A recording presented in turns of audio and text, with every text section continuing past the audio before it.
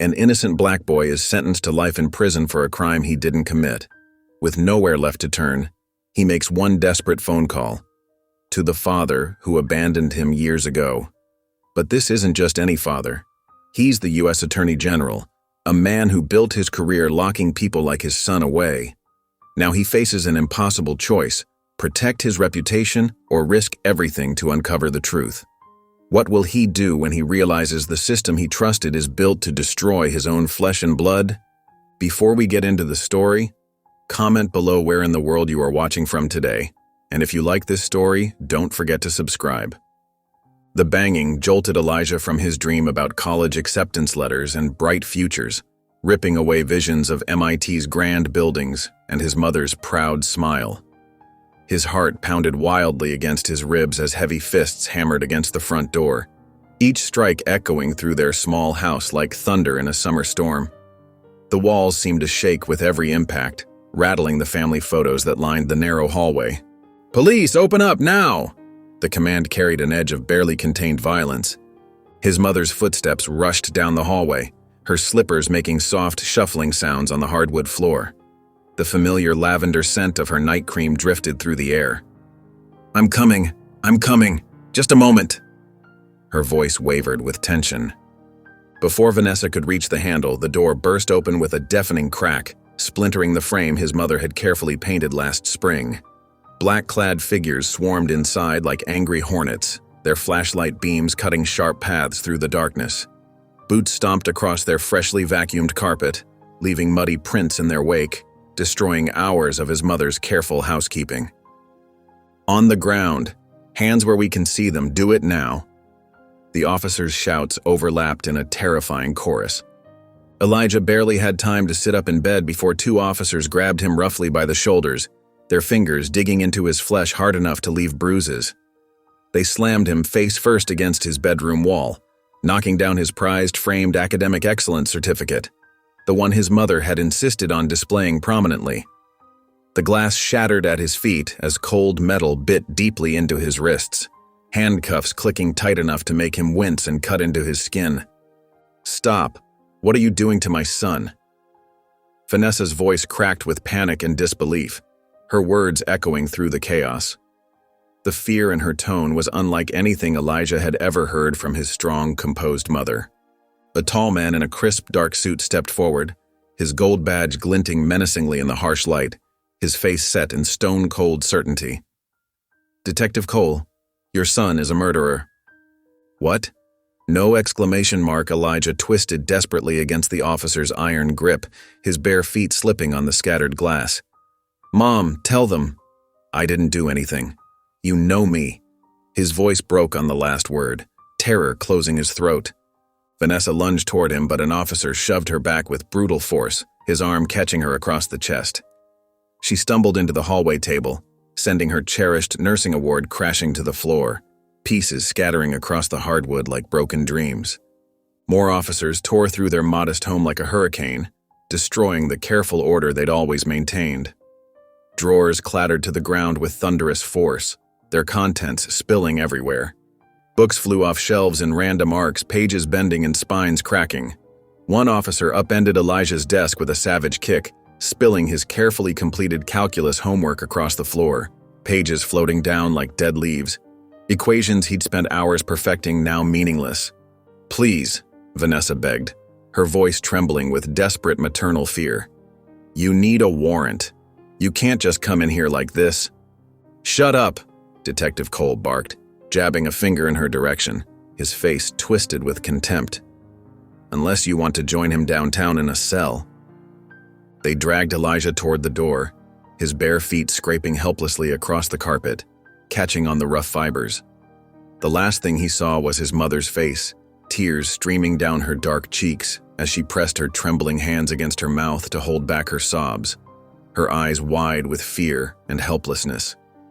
The sight burned itself into his memory like a brand. The night air hit his skin like bitter ice, raising goosebumps along his arms and making him shiver violently.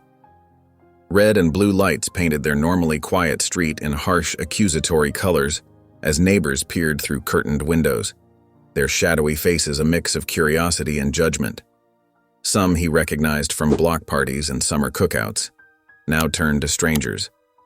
Elijah's thin cotton pajamas offered no protection from the cold metal of the police car's back seat as they roughly shoved him inside, his shoulder hitting the doorframe hard enough to make him gasp. The fluorescent lights of courtroom 237 cast harsh shadows across the worn wooden benches, their steady hum a monotonous backdrop to the unfolding tragedy.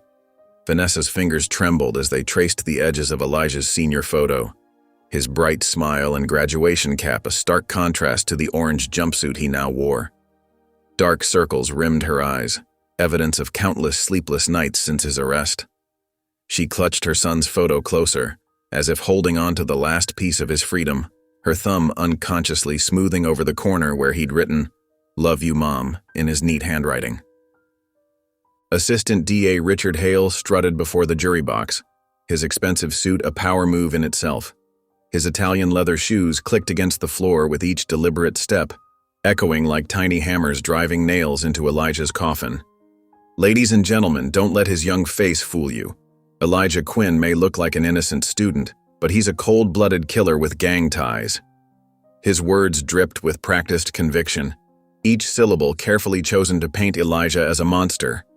The slight twitch in his jaw betrayed the only hint that perhaps he didn't fully believe his own words. Elijah's public defender, Brian Mills, slumped in his chair, his wrinkled suit and scuffed briefcase speaking volumes about his overwhelming caseload. He barely glanced up from his phone as Hale spun his web of lies, occasionally making half-hearted notes on a legal pad that was already filled with doodles. A coffee stain marked the corner of his papers, and his tie hung loose and crooked around his neck. Judge Lancaster's steel-gray eyes bore down from his elevated bench, his lips pressed into a thin line of disapproval as he studied Elijah. His reputation for harsh sentences against young black defendants hung heavy in the air, like a suffocating blanket over the proceedings. His fingers drummed impatiently against the polished wood of his bench, each tap another reminder of his power over the young man's fate. Outside the courthouse, a media circus erupted. Camera flashes exploded like lightning, illuminating newspaper headlines that screamed across metal racks. Teen thug murders college student, and black-on-white violence strikes again. The morning editions sat pristine and damning, their bold typeface already condemning Elijah before the verdict. News vans lined the street like vultures, their satellite dishes reaching toward the sky. The victim's family huddled together on the courthouse steps, their grief carefully staged for the cameras. The mother dabbed at her eyes with a pristine white handkerchief, while reporters thrust microphones toward her face, hungry for sound bites of sorrow. Her husband stood stoically beside her, his hand on her shoulder in a picture-perfect pose of support, their matching navy blue outfits carefully selected for maximum sympathy. Back inside, 12 white faces in the jury box stared at Elijah with predatory focus. Their decision had been made long before they'd entered the courtroom, their prejudices as visible as the American flag hanging limply behind the judge's bench. They avoided eye contact with Vanessa, their shoulders stiff with discomfort. The jury foreman stood, paper trembling slightly in his hand, clearing his throat before speaking the words that would destroy a young man's life. "We, the jury, find the defendant guilty of first-degree murder." His voice cracked on the word guilty, but whether from emotion or nervousness no one could tell. Elijah sat motionless, his face a mask of resignation. The last spark of hope in his eyes flickered and died as Judge Lancaster's gavel cracked like a gunshot through the courtroom. "Life without the possibility of parole," Lancaster announced with cold finality, a hint of satisfaction ghosting across his features. Vanessa's anguished scream pierced the air as bailiffs grabbed Elijah's arms. The chains around his ankles clinked with each step as they led him away, his mother's cries fading behind him. His shoulders remained straight, dignity intact, even as the heavy doors of justice slammed shut on his future. The sound echoed through the courtroom like thunder, marking the moment when one more young black life was swallowed by the system. The intake guard shoved Elijah against the cold concrete wall, his shoulder blades scraping against the rough surface. "Strip everything off." His voice held no emotion, just mechanical efficiency born from years of processing new inmates. The fluorescent lights cast harsh shadows across the processing room, buzzing like angry wasps as Elijah removed his clothes with shaking hands, each piece of fabric a shield he couldn't keep. Chemical spray hit his skin, burning and choking, the antiseptic smell filling his nostrils until he could taste it at the back of his throat. The guard's rubber gloves probed and violated, checking for contraband, methodically working through a checklist that reduced Elijah to nothing more than another number. Each touch stripped away another piece of his dignity, leaving him raw and exposed. They threw him an orange jumpsuit 2 sizes too big, the fabric stiff with industrial detergent. The material scratched against his raw skin as he pulled it on, trying to maintain what little privacy he could. The guard led him down a corridor lined with catcalls and whistles, the sounds echoing off the walls like a twisted chorus. A white inmate with Nazi tattoos pressed against his cell bars, teeth bared in a predatory grin, his eyes cold and calculating. Fresh meat. The cell door clanged shut behind him with a finality that made his stomach drop. No mattress waited on the metal slab bolted to the wall. No pillow. Just cold steel and emptiness, the bare minimum required by law. Elijah's hands trembled as he stared at the ceiling, counting the water stains to keep his mind from unraveling, each brown mark a desperate focal point for his scattered thoughts. The next day in the prison yard, Elijah stood before the payphone, the plastic worn smooth by countless desperate calls. His fingers hovered over the keypad before dialing a number he hadn't used since he was 5, each digit feeling like a step closer to rejection. Each ring echoed in his ear like a countdown to disappointment. "Who is this?" Samuel Carter's voice was deep, guarded, wrapped in layers of professional detachment. "It's Elijah. I need help." The words felt like ash in his mouth, bitter with pride swallowed and desperation exposed. The silence stretched between them 12 years wide, filled with birthdays missed and wounds never healed.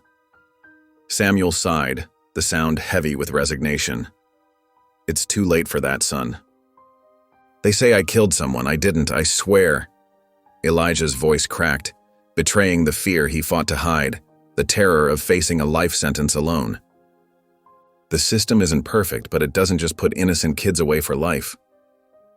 The words came out practiced, rehearsed, as if Samuel had used them to justify countless cases before. The line went dead. Elijah slammed the receiver down, his knuckles white against the plastic, the impact sending shockwaves up his arm.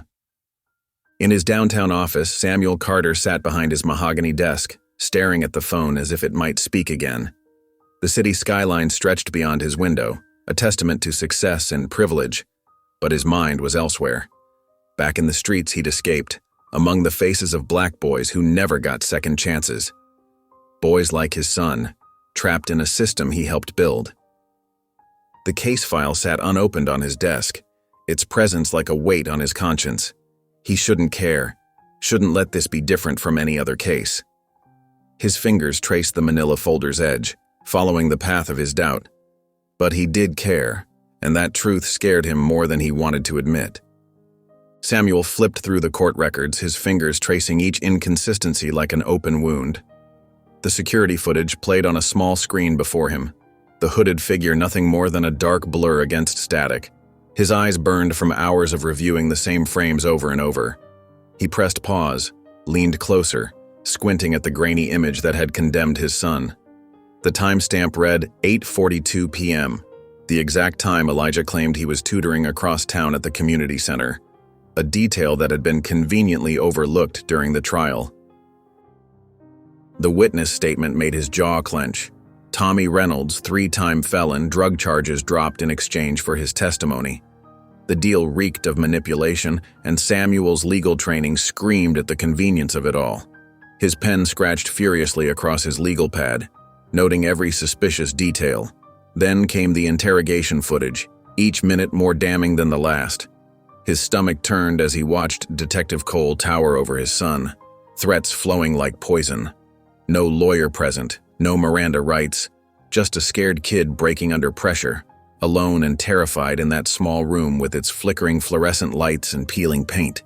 At the prison, Samuel sat across from Elijah in the visiting room, the cold metal chair digging into his back. The orange jumpsuit hung loose on his frame, his wrists raw from the cuffs. Dark circles shadowed his eyes, aging him beyond his years. The once bright spark in those eyes had dimmed to a cautious flicker, replaced by something harder, more guarded. The constant drone of voices and shuffling feet from other visitors filled the tense silence between them. "Took you long enough." Elijah's voice carried the weight of 12 years of absence, each word heavy with unspoken accusations. His fingers drummed a quiet rhythm on the scratched metal table. Samuel leaned forward, studying the face that haunted his dreams. Not the hardened criminal the prosecution painted, not the monster the media created. Just his boy, trapped in a cage built by others, paying for someone else's crimes. The resemblance to his younger self was painful to witness. "Tell me the truth, did you do it?" Elijah met his gaze, unflinching. His hands were steady on the table between them, palms flat against the cool surface. "No." The word hung between them, simple yet powerful, bridging years of silence and doubt. Samuel saw the truth in his son's eyes, and shame washed over him forever doubting, for staying away so long when Elijah needed him most. The weight of his failure as a father pressed down on his shoulders like a physical burden. Later that night, Samuel pulled into the parking lot of May's Diner, the neon sign casting red shadows across his windshield. The buzzing from the old sign filled the air with an electric hum. The nearly empty parking lot matched the hollow feeling in his chest. Inside, Detective Malcolm Graves hunched over a coffee cup, his weathered face lined with secrets and years of carrying burdens too heavy to share. The smell of burnt coffee and greasy food filled the air. Malcolm slid a manila folder across the sticky table, careful to avoid the coffee rings. His hands shook slightly, betraying his nervousness. "Your son is innocent. And the people who put him away? They know it, they've always known it." Samuel opened the file with trembling fingers, the paper crackling under his touch. A single name jumped out from the mess of documents: Cameron Lancaster. His coffee cup froze halfway to his lips, the bitter liquid suddenly forgotten. The ceramic clinked against the table as he set it down. That's Judge Lancaster's son. The pieces were starting to fall into place, revealing a picture more sinister than he'd imagined. His heart pounded against his ribs as the implications sank in. Malcolm's gnarled fingers spread more documents across the sticky diner table, the cheap laminate surface reflecting the late-night glow. Coffee rings stained the edges of police reports, witness statements, and time-stamped photos, each page telling its own piece of a disturbing puzzle. The fluorescent lights buzzed overhead, casting harsh shadows across his weathered face, deepening the lines etched by years of carrying terrible secrets. A waitress passed by with a pot of coffee, but Malcolm waved her away with a slight shake of his head. "These witnesses?" Malcolm tapped a stack of statements, his calloused finger lingering on each name. His voice carried the weight of 2 decades of police work and the bitter taste of corruption. All said they saw a white kid in a hoodie running from the scene. Every single one. But those testimonies never made it to court. Not a single word.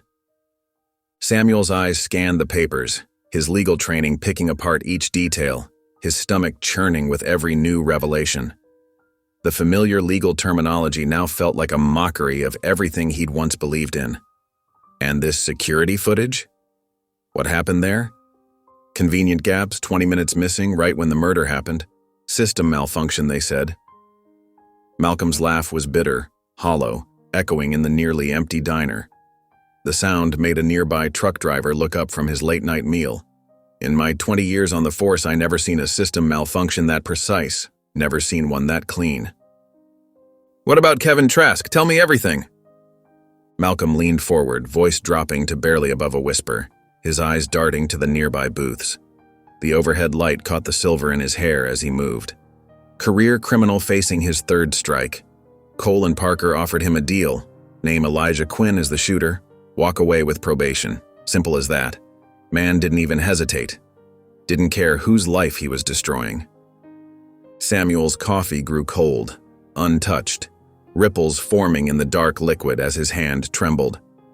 His mind raced through the implications, each revelation more damning than the last. building a picture that made him sick to his core. The lawyer in him wanted to object, to find some explanation that didn't point to such calculated evil. Why Elijah? Why my son? Someone needed a scapegoat, fast. The victim was white, college-bound, from a good family. Media was breathing down their necks like vultures. They needed a conviction to make it all go away. Malcolm's eyes held a haunted look, the weight of his knowledge visible in every line of his face. He absently rubbed his wedding ring, a nervous habit he'd developed over the years. I started asking questions. Next thing I know, I'm forced into early retirement with a warning to keep my mouth shut, the kind of warning that makes you look over your shoulder at night. Samuel's fist clenched around his cup, knuckles white with suppressed rage. His voice came out as a harsh whisper. Judge Lancaster. Man's been fixing cases for years, keeping certain people in prison, letting others walk free, playing God with people's lives like it's his birthright. Malcolm shook his head slowly, his expression a mix of disgust and resignation. System ain't broken, Mr. Carter. It's working exactly how they designed it. Every crooked piece fits together just the way they want it to. The truth settled over Samuel like a physical weight, pressing down on his shoulders and crushing his chest. His son, innocent, locked away to protect someone else's child, to maintain the illusion of justice while serving none. The realization burned like acid in his throat. Outside the diner's grimy windows, the city lights twinkled innocently, masking the corruption that festered beneath their glow. Meanwhile, Naomi Brooks stirred her untouched tea, her dark eyes fixed on Samuel across the cafe table. Morning light filtered through the windows, casting shadows across her skeptical expression. Her legal pad lay open, covered in neat annotations about Elijah's case, with red marks highlighting the most troubling inconsistencies in the prosecution's evidence. You spent 15 years as a prosecutor, 15 years throwing the book at kids who looked just like your son. Her words cut through the quiet cafe atmosphere, sharp as broken glass. Now you want my help? The same civil rights lawyer you fought against in court? The same one you called, and I quote, a bleeding heart who coddles criminals? Samuel's shoulders sagged. The weight of his past choices pressed down on him like a physical burden, aging him beyond his years. I was wrong. About everything. His hands trembled slightly as he adjusted his tie. That's it? I was wrong makes up for all the lives you helped destroy? Naomi's pen tapped against the legal pad with increasing intensity. Your signature is on hundreds of convictions, Mr. Carter. Black boys serving 20, 30 years because you convinced yourself the system worked. Boys who had mothers and fathers waiting for them at home, just like Elijah. I can't change what I did. Samuel's coffee had grown cold, forgotten, the surface forming an oily film. But I can fight to save my son. And maybe help others too. I know where the bodies are buried, Naomi. I know how Lancaster operates. Naomi leaned back, studying him. Her expression softened slightly, but her voice remained firm, steely with determination. Once we start this, there's no turning back. Lancaster has friends in high places. They'll come after both of us. Your career will be over. In the prison yard, Bobby Green's fist connected with Elijah's jaw, the impact sending shockwaves through his skull. Blood sprayed across the concrete as Elijah stumbled backward, the metallic taste filling his mouth.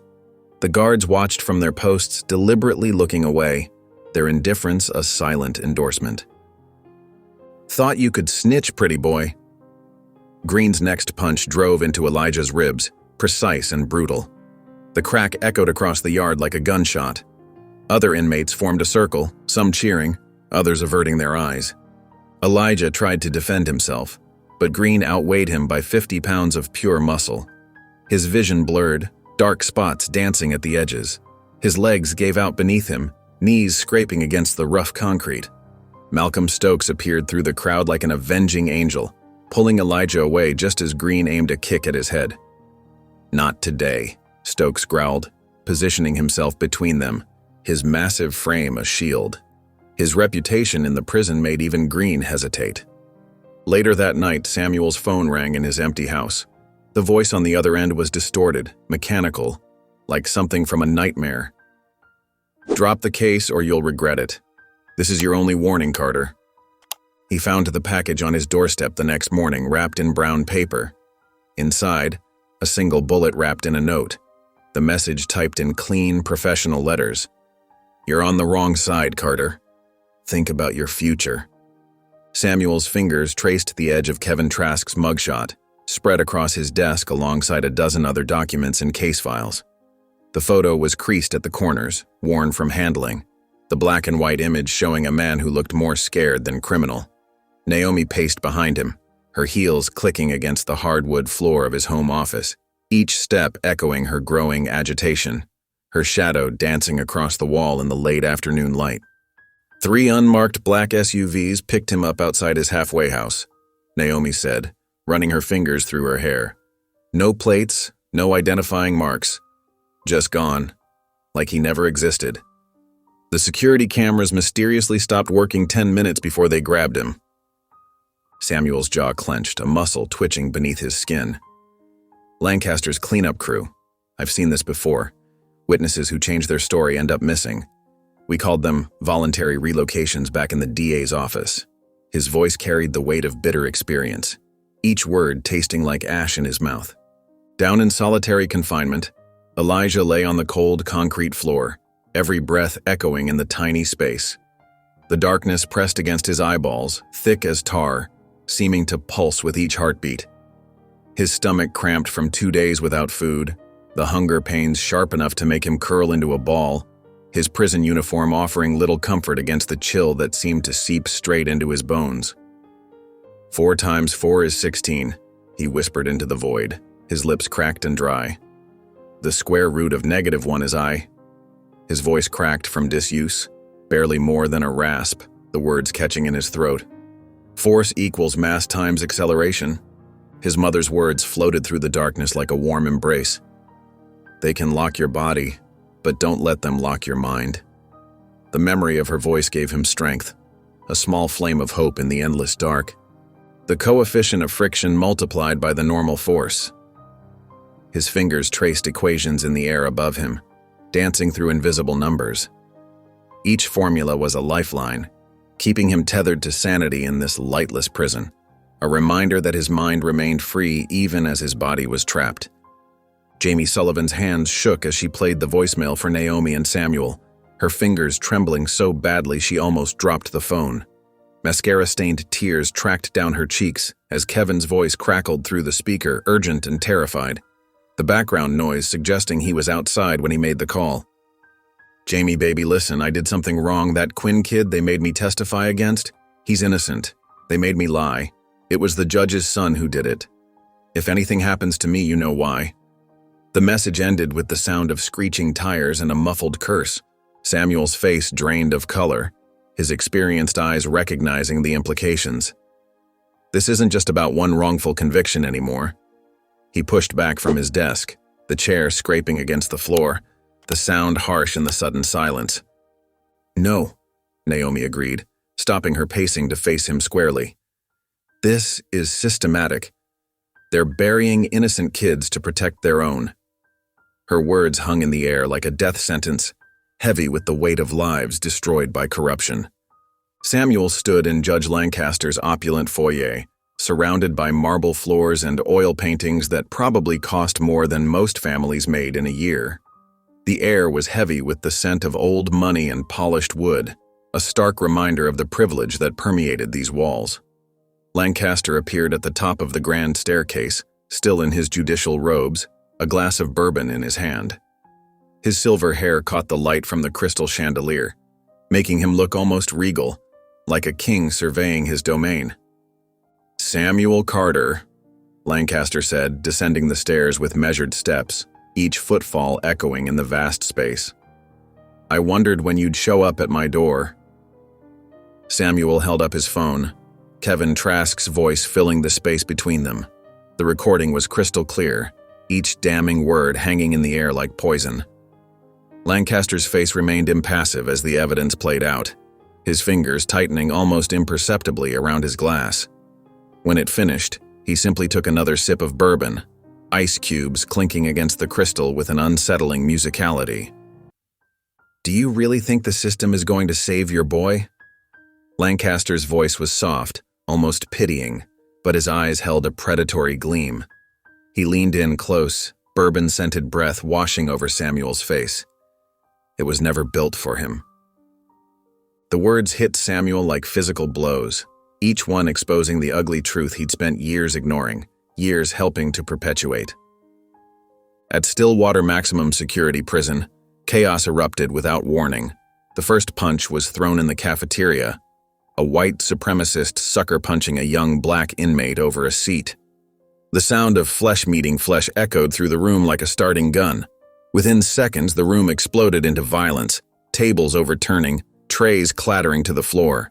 Elijah found himself caught in the middle, trying to edge toward the wall, heart hammering against his ribs. Bodies slammed around him, the air thick with shouts and the meaty sounds of fists meeting flesh. Through the chaos, he saw a guard raise his baton, aiming straight for Elijah's head, hatred burning in his eyes. Malcolm Stokes appeared like a guardian angel, moving with surprising speed for his age, shoving Elijah aside with powerful hands. The baton caught Malcolm across the shoulders instead, dropping him to his knees with a sickening thud. Blood sprayed from his mouth as another guard kicked him in the ribs, the impact audible even above the riot. "Stay down, boy," the guard spat. And Elijah saw it clear as day, the same hatred in their eyes as in the inmates they were supposed to control, the same system of oppression wearing different uniforms. 2 weeks later, Samuel and Naomi stood before a wall of news cameras outside the courthouse, the morning sun casting long shadows behind them. Naomi's voice rang out strong and clear, cutting through the crisp morning air. "Today we're filing an appeal for Elijah Quinn, wrongfully convicted and sentenced to life without parole. We have evidence of judicial misconduct, witness tampering, and systematic racism that pervades every level of this case." Social media exploded like a powder keg. Free Elijah started trending within hours, spreading like wildfire across platforms. People shared Elijah's yearbook photo, him in his honor roll sash, smiling bright and hopeful, eyes full of dreams. The contrast with his mugshot was striking, and it sparked outrage across the country, forcing America to confront its broken system. But the system fought back hard and fast, its machinery grinding into motion with ruthless efficiency. During a routine cell inspection, guards discovered a plastic bag of heroin tucked inside Elijah's mattress, so obviously planted it was almost laughable. The warden, a close friend of Judge Lancaster, immediately classified Elijah as a high-risk inmate, his face barely concealing his satisfaction. Due to the defendant's continued criminal behavior while incarcerated, the warden's statement read, his words dripping with false concern, his appeal has been blocked pending further investigation. That night, the fluorescent lights in the prison corridor flickered to life at 2 a.m., casting harsh shadows as a squad of guards marched toward cell block D. Their boots echoed against the concrete floor, a rhythmic thunder that woke inmates in their cells. At their head walked Warden Philip Gaines, his thin lips curved in anticipation, his pressed uniform a stark contrast to the dimly lit hallway. Elijah was jolted awake by the sound of his cell door being thrown open. Before he could fully register what was happening, rough hands grabbed him, dragging him from his bunk and slamming him against the wall. His head knocked against the cold concrete, making his vision blur. "Search the cell," Gaines ordered, his voice carrying a note of satisfaction. He stood in the doorway, hands clasped behind his back, watching the scene unfold like a conductor before his orchestra. The guards tore through Elijah's few possessions, scattering books and letters across the floor. Pages from his mother's latest letter fluttered like wounded birds. One guard lifted the thin mattress, and there it was, a small plastic bag of white powder, so obviously planted it made Elijah's stomach turn. The sight of it made his heart pound against his ribs. "Well, well," Gaines drawled, picking up the bag with exaggerated care. "Looks like you just earned yourself more time, Quinn." His smile grew wider, revealing teeth yellowed from years of cigarettes. "That's not mine." Elijah's voice cracked with desperation. "You know it's not mine." He struggled against the guard's grip, his prison-issued shoes scraping against the floor. Gaines just smirked, his pale eyes gleaming with malice. "Take him to solitary." He watched as they dragged Elijah away, his screams echoing down the corridor. The next morning, Samuel Carter's expensive shoes clicked against the prison's linoleum floors as he stormed toward the warden's office. His face was tight with barely contained rage, his normally perfect tie slightly askew, and his usually immaculate suit wrinkled from hours of worried pacing. "I demand to see my son," Samuel's voice boomed through the office as he burst through the door, making the secretary jump in her seat. Warden Gaines barely looked up from his paperwork, his pen scratching deliberately across forms. "Inmate Quinn is under lockdown. No visitors."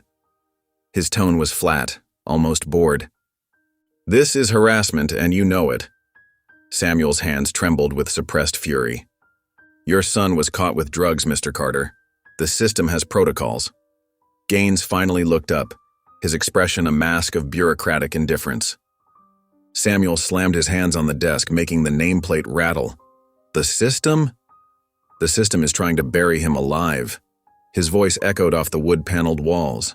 Naomi Brooks stood in the doorway, her arms crossed, her dark eyes taking in the scene. "Samuel," she called softly. "This isn't just about Elijah anymore.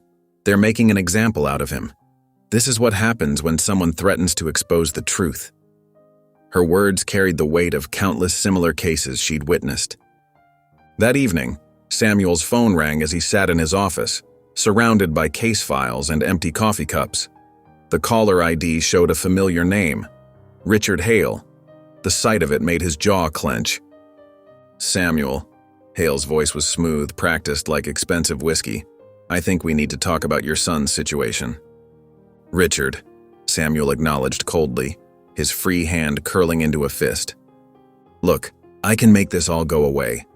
Drop the case and Elijah gets an early parole deal. Simple as that." The offer hung in the air like poison.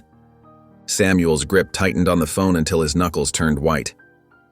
"And if I don't? Fight this and he never sees daylight again." Hale's voice hardened, dropping its facade of friendliness. "This is a courtesy call, out of respect for our history." "You can tell Lancaster I'm not backing down." Samuel's words were steel. A heavy sigh crackled through the line. "I tried to warn you. Now, you'll see what happens when you go against the system." The threat was clear as crystal. The line went dead, leaving Samuel alone with the weight of what was coming, the ticking of his office clock marking time like a countdown to disaster. The next day, the yard erupted into chaos without warning. One moment, inmates were milling around in their usual groups, sharing cigarettes and muttered conversations, and the next, bodies were colliding in a violent surge. The Aryan Brotherhood, led by Razor Turner with his signature snake tattoo coiling up his neck, charged at the black inmates with makeshift weapons glinting in the harsh sunlight. Elijah found himself caught in the middle, his heart hammering against his ribs, sweat instantly soaking through his prison-issued shirt. The guards in their towers watched impassively, some even leaning forward with interest like spectators at a gladiator match, their sunglasses reflecting the violence below. "Stay low! Protect your head!" Malcolm Stokes's voice boomed across the yard, cutting through the growing din of shouts and screams. Elijah dropped instinctively, ducking under a wild swing that whistled past his ear. The concrete scraped his palms raw as he scrambled backward, but there was nowhere to go. Bodies pressed in from all sides, the air thick with shouts and the metallic tang of blood. The acrid smell of fear and sweat filled his nostrils. A rough hand grabbed his collar, yanking him up with crushing force. Cold steel pressed against his throat, a crude shank fashioned from a sharpened toothbrush, its jagged edge catching the light. Elijah's breath caught as he stared into the hate-filled eyes of one of Turner's men, a burly white supremacist with hate tattooed across his knuckles. "Time to die, boy," the man snarled, pressing harder, his rancid breath hot on Elijah's face. A guard stood barely 10 feet away, watching with deliberate indifference, twirling his baton like he was at a parade, a small smirk playing at the corners of his mouth. Just as Elijah felt the blade break skin, warm blood trickling down his neck, a massive force slammed into his attacker.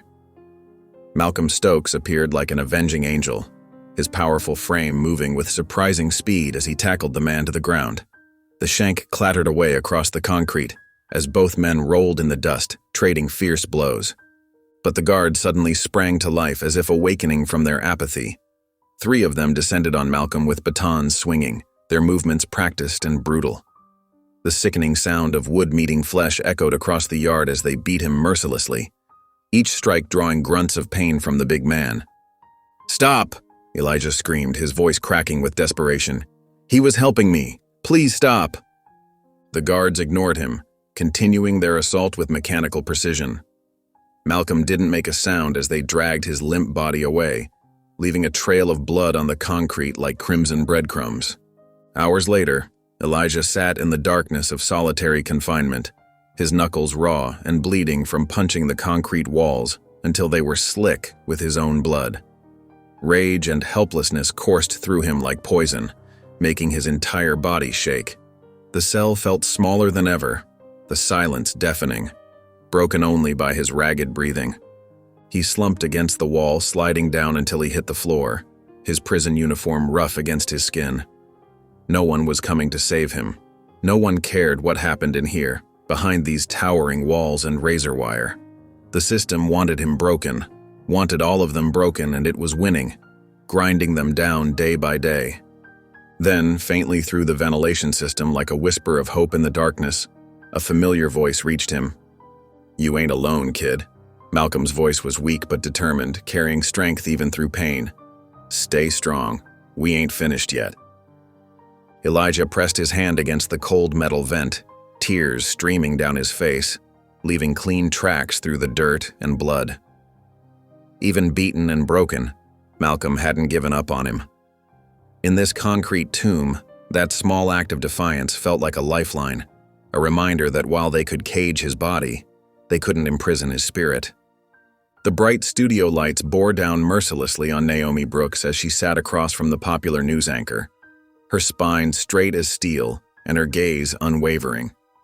Sweat beaded at her temples, but she refused to show any discomfort. The host, Tom Mitchell, wore his usual practice smile, but there was unmistakable tension in his shoulders as Naomi began speaking, her carefully chosen words cutting through the artificial atmosphere of the studio. "What happened to Elijah Quinn isn't just a mistake, it's a crime," Naomi declared, her voice clear and strong, resonating with conviction. "We have evidence that his confession was coerced through psychological torture. No food, no water, no lawyer present for 18 straight hours. They threatened his mother's nursing job and her pension to make him sign that false confession." "Now, Ms. Brooks," Tom tried to interrupt, shifting uncomfortably in his expensive leather chair. "These are serious allegations." "I'm not finished," Naomi cut him off firmly, her dark eyes flashing with determination. "Just last week, drugs were planted in his cell. A riot was orchestrated to target him specifically. This is systematic corruption at its most blatant, and we have the proof." The producer made increasingly frantic gestures off camera, drawing her finger across her throat repeatedly. But Naomi continued undeterred, pulling out a thick stack of documents from her briefcase. "These papers prove everything I'm saying. The system isn't broken, it's working exactly as designed, to destroy young black lives like Elijah's, and we won't stay silent anymore." Social media exploded like a powder keg.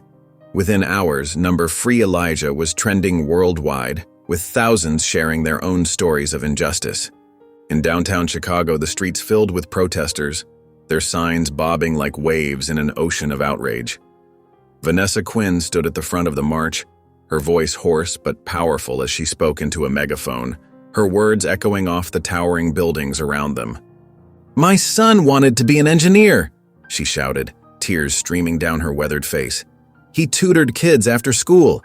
He worked 2 jobs to save for college. He is not a criminal. He is a victim of this racist system." The crowd took up her cry with thunderous force, "Free Elijah! Free Elijah!" Police in riot gear formed an ominous line across the street, their heavy boots planted firmly on the pavement. Their faces were hidden behind black visors, hands gripping batons with practiced ease. When the peaceful protesters approached singing "We Shall Overcome" with linked arms, the officers advanced like an approaching storm. The first swing of a baton caught an elderly woman in the shoulder with a sickening thud. Pepper spray filled the air like toxic fog. People screamed and scattered, some helping others as they stumbled blindly away. News cameras captured it all in vivid detail. Some channels showed the brutal police violence in its entirety. Others focused obsessively on a single thrown water bottle, labeling the protesters as violent thugs and professional agitators. Social media split into warring camps, the division growing deeper by the hour. For every post demanding justice and sharing evidence of Elijah's innocence, another called him a criminal who deserved what he got, who should have just followed the law. Later that evening, Samuel Carter returned to his office after a grueling day of interviews and legal filings. The building was quiet as a tomb, most workers long gone home. As he opened his door, something caught his eye. A plain white envelope that had been carefully slipped underneath, its edges crisp and clean. Inside was a single typed note, the letters sharp and precise. Look into Warden Gaines's financials. Follow the money. The truth will set him free. Samuel turned the paper over in his manicured hands. No signature, no identifying marks, nothing to trace. He walked to his window and looked out at the city lights twinkling like stars in the darkness, wondering who among the thousands of government workers had decided to take this dangerous risk. Someone inside the system wanted to help. But who? And more importantly, would they be brave enough to come forward when the time came? Samuel Carter and Naomi Brooks sat in his dimly lit office, surrounded by towering stacks of financial records. The papers formed an intricate maze across his mahogany desk, each document revealing another piece of an increasingly ugly puzzle. The late afternoon sun cast long shadows through the Venetian blinds, highlighting the dust motes dancing in the air. "Look at this," Naomi said, pushing a spreadsheet toward Samuel with barely contained anger. Her finger traced down a column of damning numbers. Armatech Corrections made monthly payments to Warden Gaines, 6 figures like clockwork, every single month for the past 5 years. Samuel's jaw tightened as he studied the transactions, his knuckles white against the paper. And here's the connection to Lancaster. He pulled out another document, laying it beside the first with trembling hands. Lancaster's been on their board of directors for years, hiding behind shell companies. He's been pulling strings the whole time. "It's all about filling beds," Naomi said, disgust clear in her voice as she paced the small office.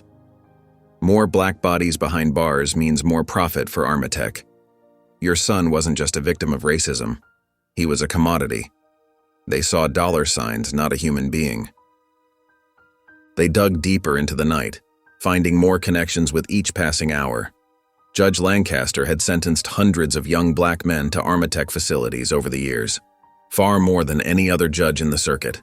Each conviction meant more money flowing into the company's coffers and into his own pockets. "We need someone on the inside to talk," Naomi said, straightening up and rolling her stiff shoulders. Her eyes sparked with determination as she tapped her pen against the desk. "And I think I know how to get them. These people can't resist bragging about their success." She spent the evening making calls, meticulously creating a fake identity as a wealthy investor interested in private prisons. The meeting was set for the next day at Bellamy's, one of the most exclusive restaurants in the city. Naomi sat across from Marcus Weber, a former prison board member who'd recently been pushed out of Armatech in a power struggle. She wore a hidden microphone beneath her designer blazer, her hand steady as she sipped expensive wine and played the role of an eager investor. "The system works beautifully," Weber bragged, already on his third glass of Cabernet and loosening his silk tie. "We target specific neighborhoods, specific demographics. The judges know exactly what we need. Young, healthy inmates who'll be inside for decades. Maximum profit potential. It's a perfect business model." "And they never fight back?" Naomi asked carefully, keeping her voice neutral despite the revulsion churning in her stomach. Weber laughed, a harsh sound that echoed across their private dining room. "That's the beauty of it. Plant some evidence, pressure the right witness, and boom, they're ours. Take this recent case, Quinn something. Perfect example. Young, strong, smart kid. He'll be making us money for years. Pure gold." The recording was perfect, capturing every damning word with crystal clarity. Weber had handed them everything they needed. Samuel returned home late that night, his briefcase heavy with evidence that could bring down an empire. The hallway to his apartment felt different, too quiet, too still, like the calm before a storm. His door was slightly ajar, golden light spilling into the dark corridor like a warning. His heart pounding against his ribs, he pushed it open. The destruction inside made him freeze in his tracks. His furniture was overturned, papers scattered everywhere like confetti at a funeral. Books had been torn from shelves, their pages ripped out and strewn across the floor like fallen leaves. Family photos lay shattered, glass crunching beneath his feet. On his kitchen table, perfectly centered on the polished wood, sat a single white envelope. Inside was a typed note that made his blood run cold, the paper expensive and crisp. "Drop it, or next time it's not just your home." Samuel stood in the wreckage of his apartment, the note trembling slightly in his hand as anger replaced fear. They'd crossed a line, thinking they could intimidate him into silence. But they'd made a crucial mistake. With every threat, every act of destruction, they'd only confirmed his son's innocence and strengthened his resolve to bring them all down. Samuel's heart raced as he watched another black SUV cruise past his office for the third time that day. He'd taken 5 different routes home yesterday, and each time, the same vehicle had followed at a distance. They weren't even trying to hide it anymore. Across town, Naomi arrived at her office to find devastation. Shattered glass crunched under her heels as she stepped through what remained of her front window. The walls, once covered with framed law degrees and civil rights awards, were now defaced with bright red spray paint. "Stop digging," screamed at her from every surface. That night, Samuel jolted awake to the acrid smell of smoke. Orange flames licked up his bedroom walls as thick black smoke filled his lungs. He scrambled out of bed, dropping to his hands and knees to crawl toward the door. The heat was intense, making his skin feel tight and painful. He barely made it down the fire escape before the windows exploded outward in a shower of glass and sparks. As fire trucks wailed in the distance, he found a crumpled, partially burned note stuck to his mailbox. "Walk away." The next morning, Vanessa Quinn stood outside Samuel's motel room, her face etched with exhaustion and anger. When he opened the door, she didn't wait for an invitation before pushing past him. "Look at you," she said, gesturing at his smoke-stained clothes and the cheap motel furniture. "Finally getting a taste of what the system does to people." Samuel sank onto the bed. "Vanessa, don't."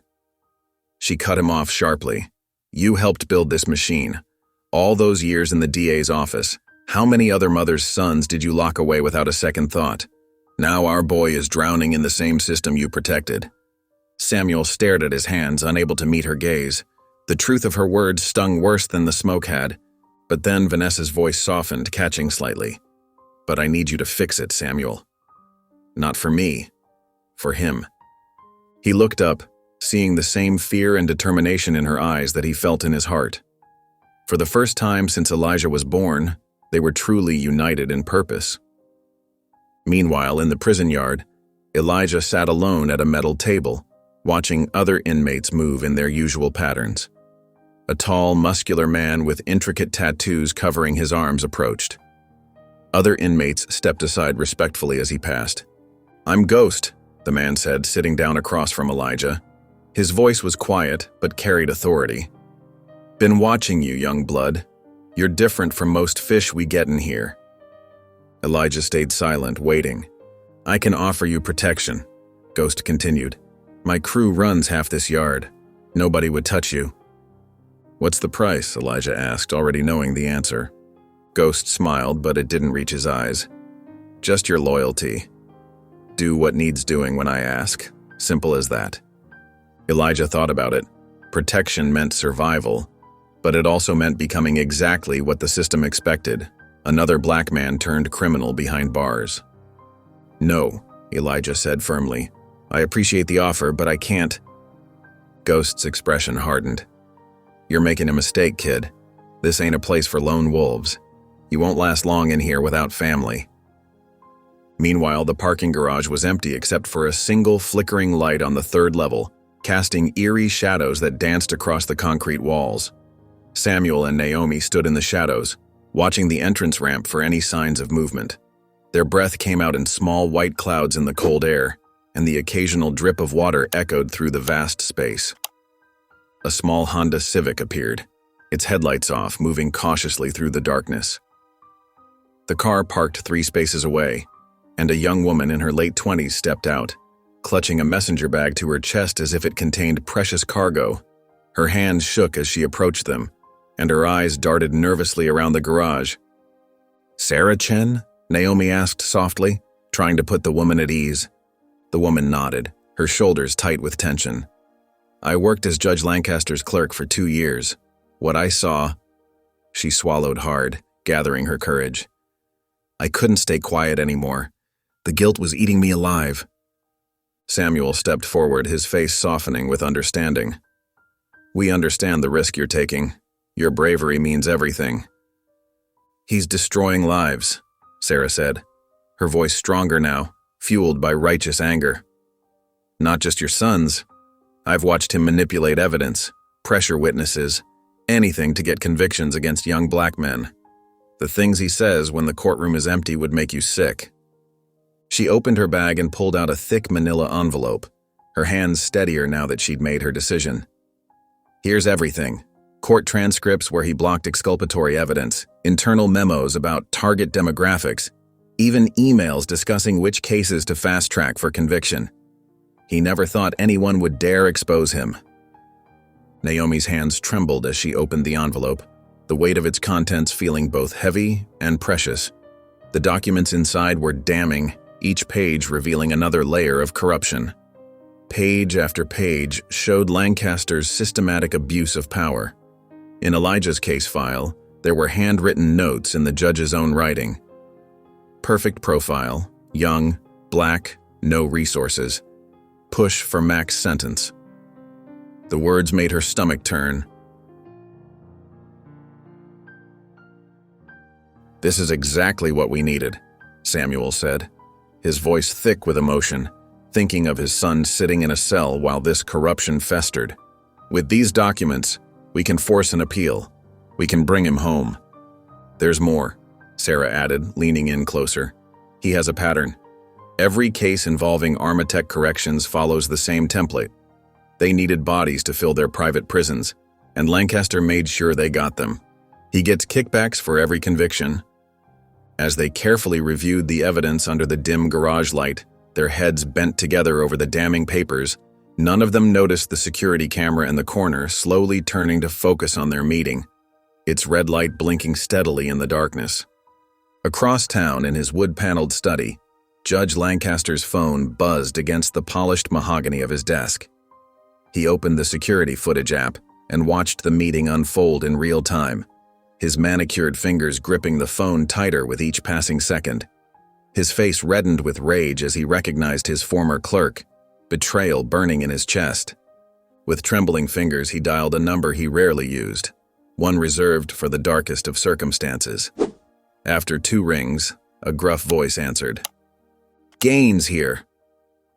"We have a problem," Lancaster said, his voice cold and controlled despite his anger, years of courtroom practice keeping his tone even.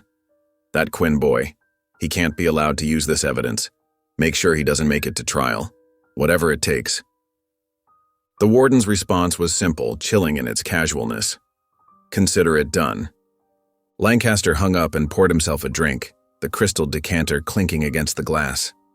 He stood staring at the phone, watching the amber liquid swirl in his tumbler. Everything he'd built was at risk, because one bleeding heart clerk couldn't mind her own business. He took a long sip of whiskey, watching the security footage again, his jaw clenched tight. The pieces were in motion now. There would be no trial, no appeal, no exposure of his carefully constructed system. He'd make sure of that, no matter the cost. Steam filled the prison shower room as Elijah tried to stay alert, his muscles tense and coiled like springs. The sound of water hitting concrete echoed off the grimy walls, creating an eerie symphony of drips and splashes. He'd been in prison long enough to know when something felt wrong. The room was too quiet, too empty, with none of the usual chatter or movement of other inmates. A shadow moved behind him in the thick mist. Before he could turn, two figures emerged from the steam like demons materializing from fog. Reese Razor Turner and his buddy Mike stepped into view, their white supremacist tattoos visible even through the mist. Crude swastikas and lightning bolts etched permanently into pale flesh. Razor held something that glinted menacingly in the dim light. A makeshift knife crafted from a sharpened piece of metal, its edges jagged and cruel. "Time to teach you your place, boy," Razor sneered, lunging forward with practiced precision. Elijah's reflexes, honed by months of constant vigilance and too many close calls, saved him from the first strike. He twisted away, his wet feet struggling for purchase on the slick floor, but not fast enough.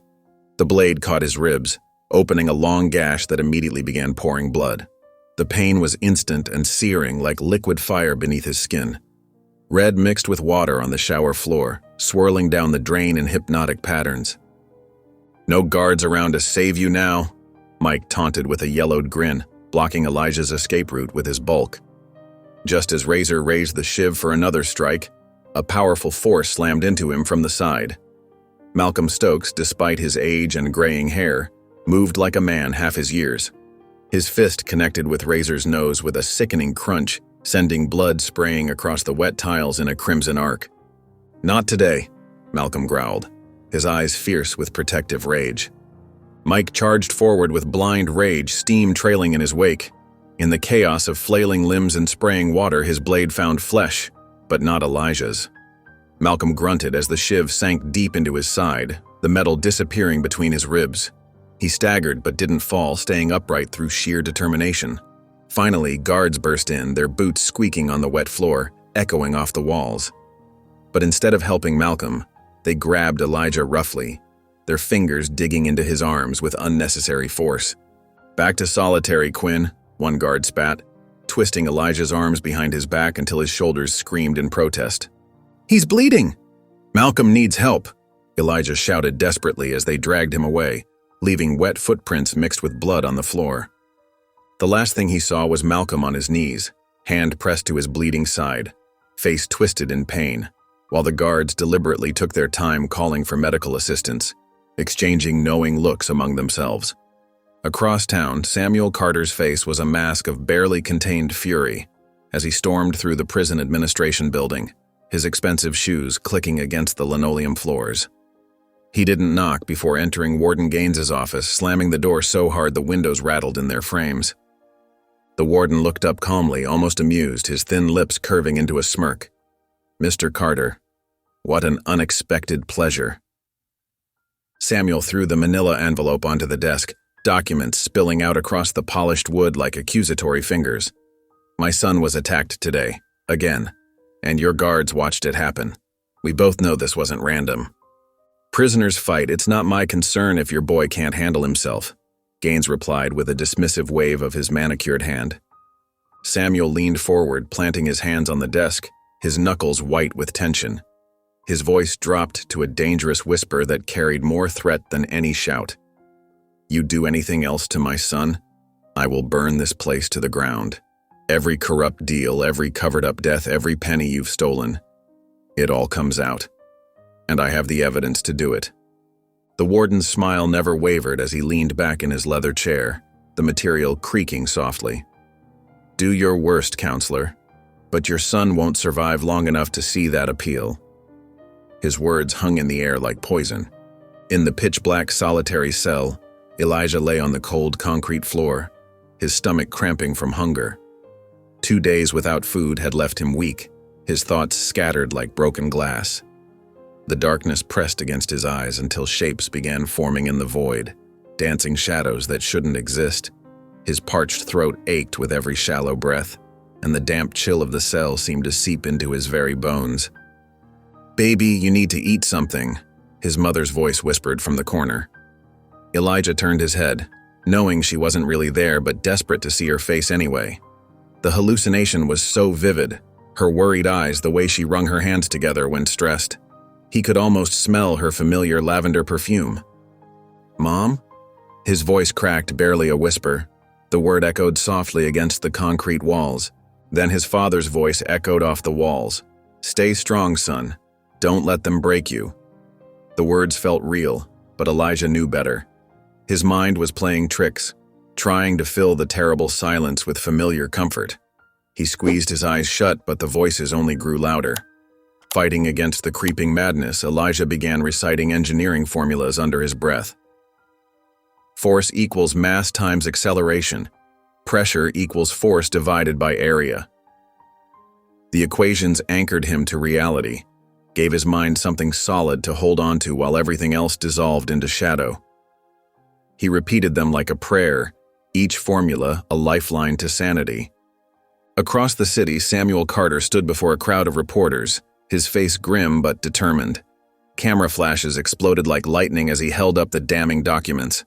Beside him, Naomi Brooks spoke into a forest of microphones, her dark eyes blazing with righteous anger. "These files prove systematic corruption within our justice system," she declared, her voice steady and strong. Judge Robert Lancaster deliberately falsified records to convict innocent young black men, feeding them into private prisons for profit.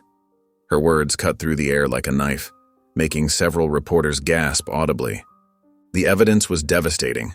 Internal memos, altered transcripts, financial records showing payments from private prison companies. Within hours, the story exploded across social media.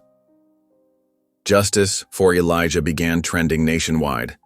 News anchors debated the revelations on every major network, their faces grave as they detailed the scope of the corruption. Protesters filled the streets of Chicago, their signs demanding reform. "Free Elijah Quinn," they chanted. "End prison corruption." The crowds grew larger by the hour, spreading from city to city like wildfire.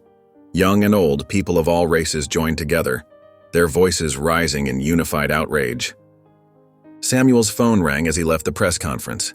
The caller ID made his blood run cold. Judge Lancaster. He stepped into a quiet alcove, his heart pounding. "You've made a grave mistake, Carter." Lancaster's voice was ice-cold, deliberate. "You think public pressure will save him? I own the people who pull the strings. Your son is already dead." The threat hung in the air like poison. Samuel's fingers tightened around the phone. "We'll see about that," he said, and hung up. His hand trembled slightly as he lowered the phone, but his resolve was stronger than ever. This wasn't just about saving Elijah anymore. The entire corrupt system needed to fall. He straightened his tie and walked back into the fray, ready for the fight ahead. In the pitch-black solitary cell, Elijah shivered violently on the damp concrete floor. His skin burned with an intense fever, and the deep knife wound in his ribs throbbed mercilessly with each shallow, painful breath. The cut had turned an angry, inflamed red, the skin around it hot and swollen to the touch. Even in the suffocating darkness, he could feel the infection spreading through his body like slow-moving poison, each hour bringing more pain than the last. "Help," he croaked, his voice barely a whisper in the oppressive silence. "Please. I need a doctor. Anyone, ... Heavy boots approached his cell with deliberate, unhurried steps. The small window in the door slid open with a harsh, metallic screech, and Guard Thompson's cold, disinterested eyes peered in through the narrow opening. "What's your problem now, Quinn? Can't handle a little scratch?" "My side. It's infected. Bad." Elijah struggled to sit up, pressing his trembling hand against the wound. Fresh waves of searing pain shot through his body, forcing a weak gasp from his lips. Thompson sneered, his face twisting with cruel satisfaction. "You want to die in here, Quinn? Keep fighting. Nobody's coming to help you. Not now, not ever." The window slammed shut with a brutal finality, leaving Elijah alone in the suffocating darkness once again. Across town, Samuel burst through the courthouse doors, clutching an emergency appeal in his white-knuckled grip. The hastily prepared motion detailed the vicious attack on Elijah, the callous denial of medical care, the systematic and deliberate endangerment of his life. His hands shook with barely contained rage and desperation as he filed the crucial paperwork. But when he checked the docket an hour later, his heart sank like a stone. The judge assigned to review the case was Richard Hale, his former student, now assistant DA, and a man who had transformed from a promising advocate for justice into something far darker. The same man who had been methodically blocking their efforts at every turn, wielding bureaucracy like a weapon. Hale sat behind his imposing desk, reading the motion with an unreadable expression that barely masked his indifference. "I'm sorry, Samuel. The motion is denied. Nothing personal."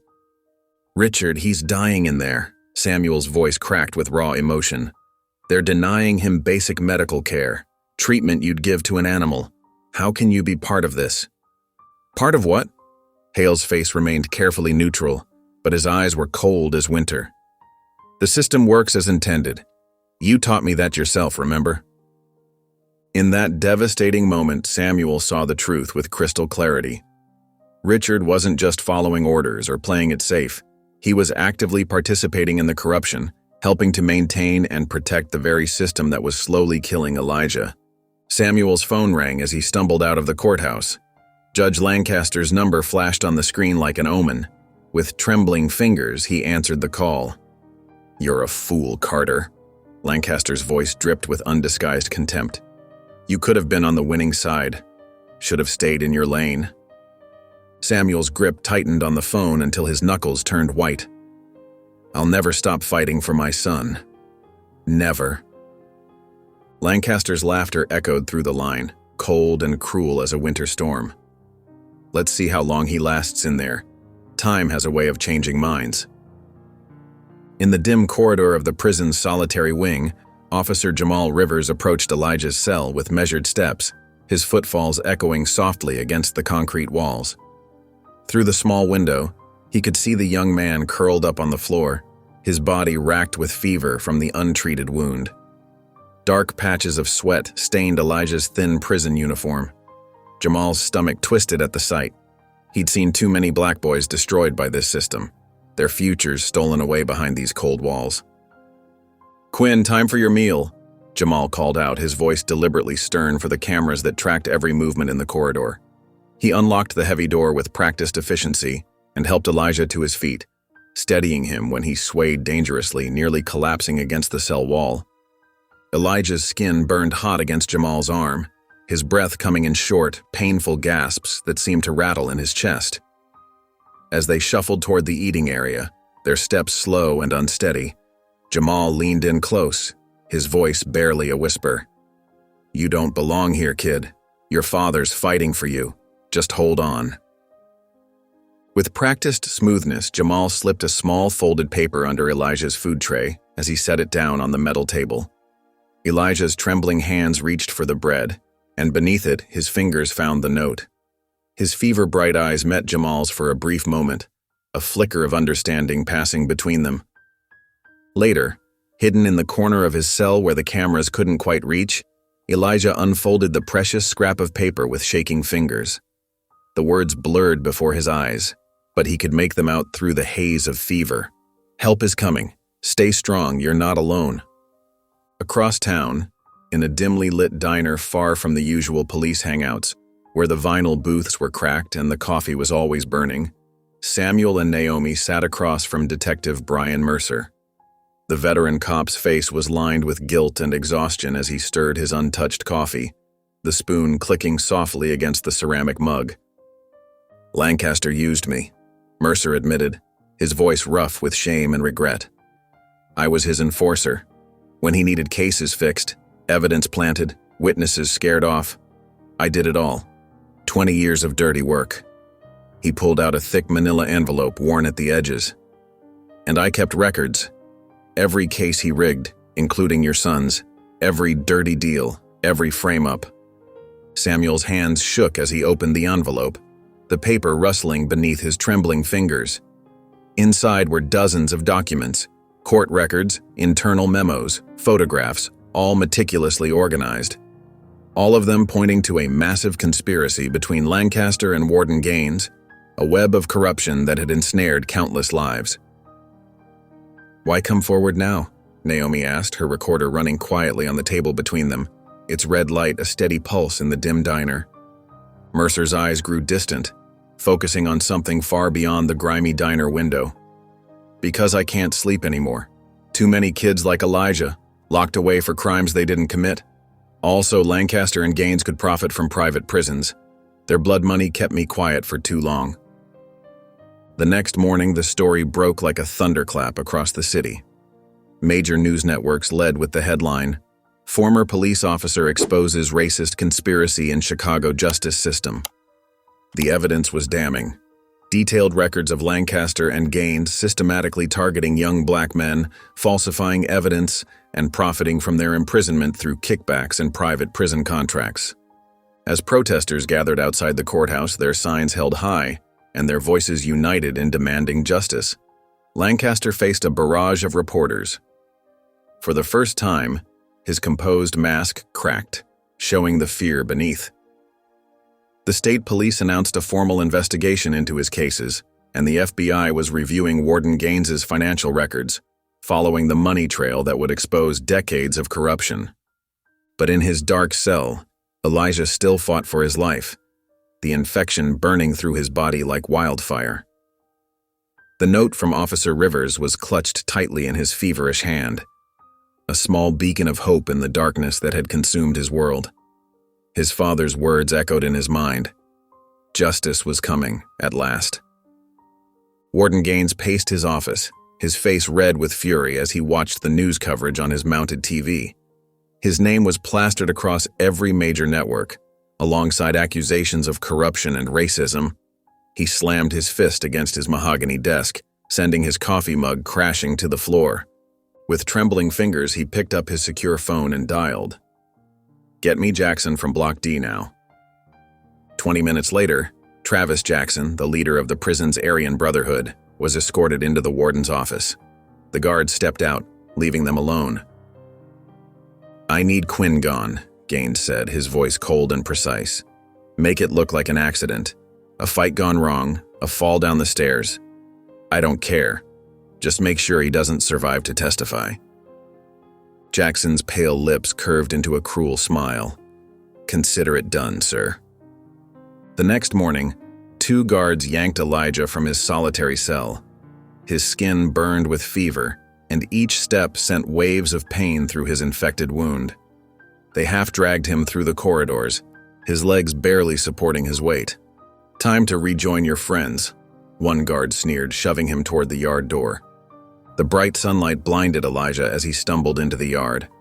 Through his fever-hazed vision, he saw them, 5 members of the Aryan Brotherhood spreading out in a practiced formation, closing in like wolves circling wounded prey. Elijah's back hit the fence. His heart hammered against his ribs as he searched desperately for a guard, any guard. But they had all mysteriously disappeared from their posts. The first attacker lunged. Despite his weakness, Elijah managed to dodge, but the sudden movement sent him stumbling. A massive fist connected with his temple, sending explosions of light across his vision. He tasted blood. Through the ringing in his ears, he heard the distinctive click of a shank being opened. The metal glinted in the sunlight as it slashed toward his throat. Elijah threw himself backward, the blade missing him by inches. His infected wound screamed in protest as he rolled away from a boot aimed at his head. The concrete scraped his palms raw as he scrambled to his feet. A second attacker grabbed him from behind. Elijah slammed his head back, feeling the crunch of cartilage as the man's nose broke. But the victory was short-lived. Another fist drove into his ribs, right over his infected wound. The pain nearly made him black out. Just as the shank wielder moved in for the kill, a roar echoed across the yard. Malcolm Stokes and his crew charged into the fight like an avalanche. Malcolm's massive fist sent the knife wielder flying. 2 more of his men tackled the remaining attackers. The yard erupted into chaos. Other inmates joined the fray, old rivalries igniting in the tension. Bodies slammed against concrete. Shouts and screams filled the air. Through it all, Elijah swayed on his feet, blood streaming down his face. His vision tunneled, darkness creeping in at the edges. The riot alarm's shriek cut through the mayhem. Boots thundered across concrete as riot control stormed the yard, batons swinging, pepper spray filling the air. Rough hands grabbed Elijah, dragging him away from the violence. The last thing he saw before unconsciousness took him was Malcolm Stokes fighting off 3 guards who were beating him with batons, refusing to go down, refusing to let them win. Judge Robert Lancaster's world crumbled on a sunny Tuesday morning. News helicopters circled overhead like vultures as FBI agents led him out of his mansion in handcuffs. His perfectly pressed suit and carefully maintained image couldn't hide the defeat etched across his face. The man who had terrorized Chicago's judicial system for decades now looked small and frail in the morning light. In his downtown office, Samuel Carter watched the scene unfold on the mounted TV. His hands trembled as he poured himself a cup of coffee, spilling some on his desk. The dark liquid spread across important legal documents, but he barely noticed. After months of investigation, the news anchor announced, her voice steady and professional, Judge Robert Lancaster and his son Cameron Lancaster have been taken into custody. Sources say Cameron Lancaster is being charged with the murder of Jordan Hale, the crime for which Elijah Quinn was wrongfully convicted. The investigation has also uncovered evidence of judicial misconduct spanning 2 decades. The camera zoomed in on Cameron Lancaster being placed in a separate police car, his face twisted with rage. The privileged son who had committed murder and let an innocent black teenager take the fall was finally facing justice. His expensive suit was wrinkled, his normally perfectly styled hair disheveled. Samuel's phone buzzed, a text from Naomi. Turn to Channel 7. He switched channels just in time to see Cameron Lancaster being escorted into the police station, screaming at reporters, "My father owns this city. You can't do this to us." His voice cracked with panic, showing the scared boy beneath the entitled exterior. But Samuel couldn't celebrate. His son was still locked away, fighting for his life. The victory felt hollow without Elijah's freedom secured. His phone rang again. This time it was Officer Rivers, their inside contact at the prison. The guard had risked everything to help them expose the corruption. "Carter, we've got trouble," Rivers said, his voice urgent and breathless. "Gaines is moving fast. He's processing emergency transfer papers for Elijah to Stateville maximum security. He's calling in favors, greasing palms." Samuel's blood ran cold. Stateville was notorious for its violence and corruption. Inmates transferred there had a habit of disappearing. The prison was a black hole where inconvenient prisoners went to die. "When?" Samuel demanded, gripping his phone so tight his knuckles turned white. "Tomorrow morning, first light." Samuel called Naomi immediately. "Gaines is transferring Elijah to Stateville." "No," Naomi's voice was sharp with fear. "If they move him there, we'll never see him alive again. That place is a death sentence. Gaines has too many connections there." They worked through the night, preparing emergency motions, their desk lamps casting long shadows across stacks of legal documents. Judge Sarah Martinez had been assigned to hear their case. She was known for her fairness, unconnected to Lancaster's network of corruption. Her reputation for integrity was their only hope. But as the sun rose, Samuel stared at their motion papers with growing desperation. They had Lancaster's arrest, Cameron's confession, proof of the warden's corruption. But Judge Martinez would need more. They needed someone from inside the prison to testify about the attempts on Elijah's life, about Gaines's direct involvement. Without an eyewitness, their case was circumstantial at best. "We need a witness," Naomi said, rubbing her tired eyes. "Someone who saw everything. Someone brave enough to speak out." Dark circles under her eyes betrayed their sleepless night. Samuel thought of Malcolm Stokes, who had saved Elijah's life multiple times. The old-timer knew every dark secret in those prison walls. But would he risk everything to testify? Could they even get to him in time? The clock on the wall ticked mercilessly toward morning, toward Elijah's transfer, toward what could be his son's last chance at survival. Each second that passed felt like another nail in Elijah's coffin. The fluorescent lights in the prison infirmary buzzed overhead as Elijah Quinn lay on the thin mattress, his body aching from the yard fight. Dried blood crusted around his split lip, and purple bruises bloomed across his ribs. The infection from his stab wound burned like fire under his skin, making even shallow breaths painful. Sweat beaded on his forehead as the fever raged through his system, leaving him dizzy and disoriented. Officer Jamal Rivers stepped into the room, checking to make sure no other guards were nearby. His dark eyes darted nervously between Elijah and the door. The weight of his conscience showed clearly on his face as he approached the bed. His hands trembled slightly as he adjusted his badge. a nervous habit he'd developed over years of witnessing injustice. "They're moving you tomorrow, Quinn," Jamal said in a low voice, fidgeting with his uniform sleeve. "You won't survive that transfer. Gaines has made sure of that." Elijah turned his head slowly, wincing at the movement. His eyes, though glazed with fever, fixed on Jamal with desperate intensity. "Then help me," he whispered, his voice rough and weak. "You know this isn't right." The words hung heavy in the air between them, filled with unspoken understanding of what was at stake. Later that evening, Jamal sat in his car in the empty prison parking lot, engine off, staring at his phone. The screen showed his sister's number, Angela Rivers, a public defender who'd spent years fighting against the very system he worked for. His thumb hovered over the call button for several long moments before he finally pressed it. The streetlights cast long shadows across his troubled face. "Angie," he said when she answered, "I need advice. It's about something big." He told her everything. About Elijah, about Warden Gaines's orders, about the corruption he'd witnessed for years but ignored. His voice cracked as he spoke, years of suppressed guilt finally breaking through. "You've always had a choice, Jay," Angela said firmly. "What side of history do you want to be on? Think about Mom and what she taught us about doing what's right." The question hit him like a physical blow. Jamal closed his eyes, gripping the steering wheel until his knuckles turned white. The memory of their mother's words about justice and integrity echoed in his mind. The next morning, tension filled the courtroom as Samuel and Naomi presented their emergency motion to block Elijah's transfer.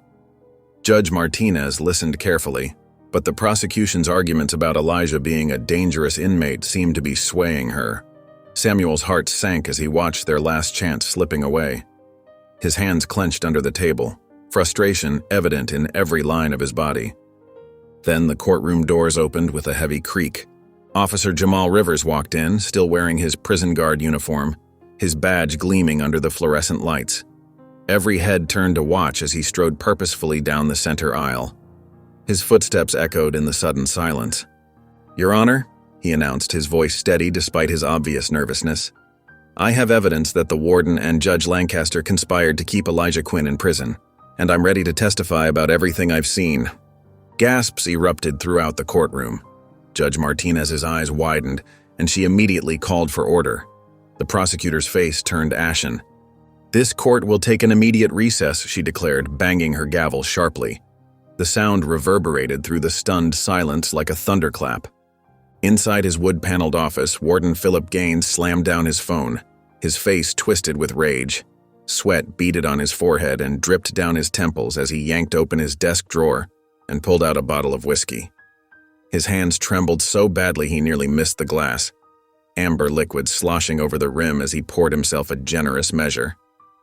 "Rivers," he spat the name like poison, his knuckles white around the glass. "That rat bastard. After everything I've done for him." Captain Myers, his head of security, stood at rigid attention before the desk, his face carefully blank despite the tension crackling in the air. "Sir, what do you want us to do?"